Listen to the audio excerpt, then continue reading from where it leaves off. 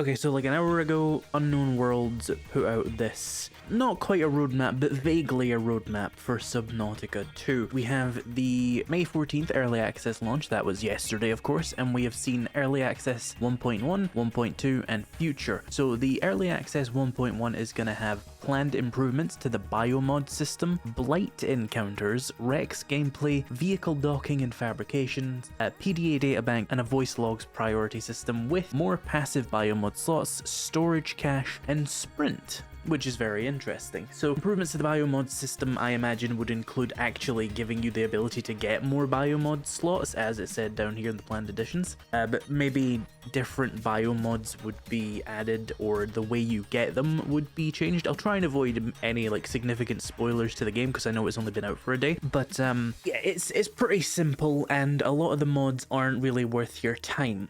For blight encounters, I'll keep that one vague as well, just because it's faintly story spoilery, but yeah, it's pretty boring, the blight encounters so far. It's the same thing. Fortunately, you only do it 3 times in the game so far, and I think there would only ever be a total of 6, so it's not too big of an issue. Rex gameplay, I'm not really too sure what's wrong with the Rex gameplay. It plays, you know, pretty much like Subnautica 1, but if they want to improve that, go ahead. Vehicle docking and fabrication is one that is actually pretty important, I think.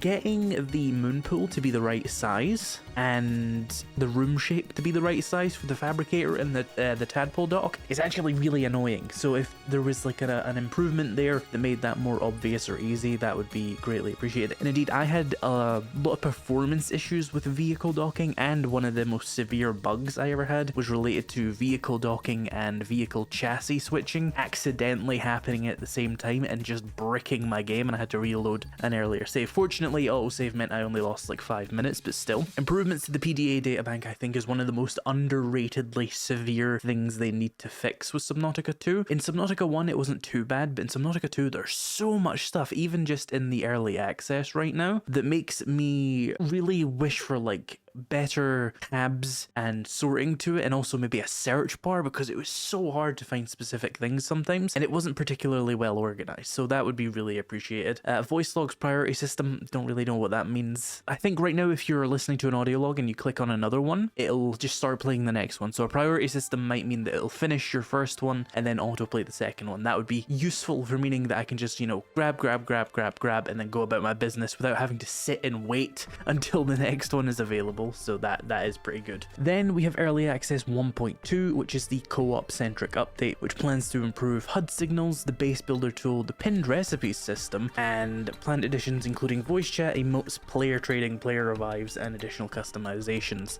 I didn't realize there wasn't voice chat. I've not actually played any co-op yet, because like only one of my friends has the game right now, and I'm a very busy person, so you know how it is. But yeah, that would obviously be useful. Emotes, I don't care. Player trading, probably useful. Player reviving, as long as it doesn't undercut gameplay, that should be fine. The reason I say that is because, like, if you look at something like Halo 5, where it was built so aggressively with co-op in mind that, like, even in single player, you would go down into a revive state when you died, leaving the AI to pick you up. I hope the revival system is completely absent in single player, and I'm not sitting there bleeding out for half an hour, you know? Hope that, like, if something truly just kills you, and you'll know what I mean by that if you've played the game, I hope it just kills you. I can see, like, if I get nibbled to death by a nibbler, sure, let them revive me, but like if I die to something big, I should be dead. That's my only concern there. Additional customizations is cool.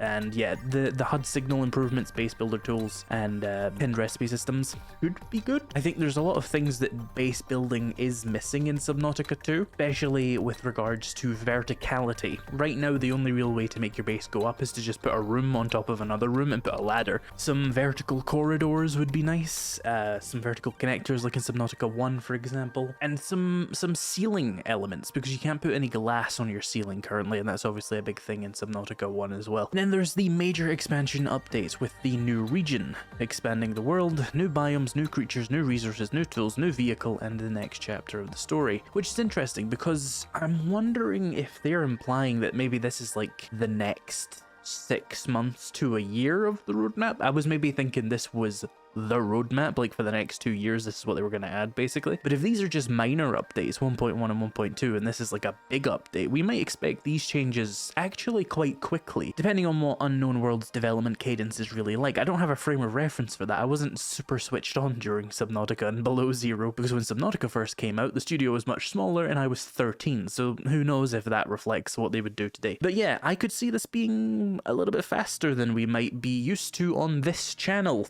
but I don't know how that stands up to what most people are used to. The major expansion updates part here just says one new region, and it says the next chapter of the story. It doesn't say like finish the world and finish the story. So I wonder if we're going to get a few of these major expansion updates. Again, depending on the cadence of these updates, that could mean that we get like a new region every couple of months or every few months, and the game is supported for like 2 years and we get like loads of new chapters and regions, which would mean the game is 20% done at this point. Or there could be 2 of these updates and there's 2 new regions added to the game and the game is about a third done now. So you can see how we're kind of unclear about what the finished scope of Subnautica 2 is going to be, but this is all good stuff I am glad to see, and they are prioritizing a lot of important things there that were like a little bit underbaked as far as the early access goes. Nothing that really destroyed my experience by any means. The core gameplay loop of Subnautica is always so good that it doesn't matter. But yeah, that's just a quick update based off of the roadmap that was revealed like an hour and a half ago or something. If you're seeing this and you've not decided if you want to play the game yet, or you don't know if you want to buy the game, check out this video where I go over my experience with the game, and in a spoiler-free way, I tell you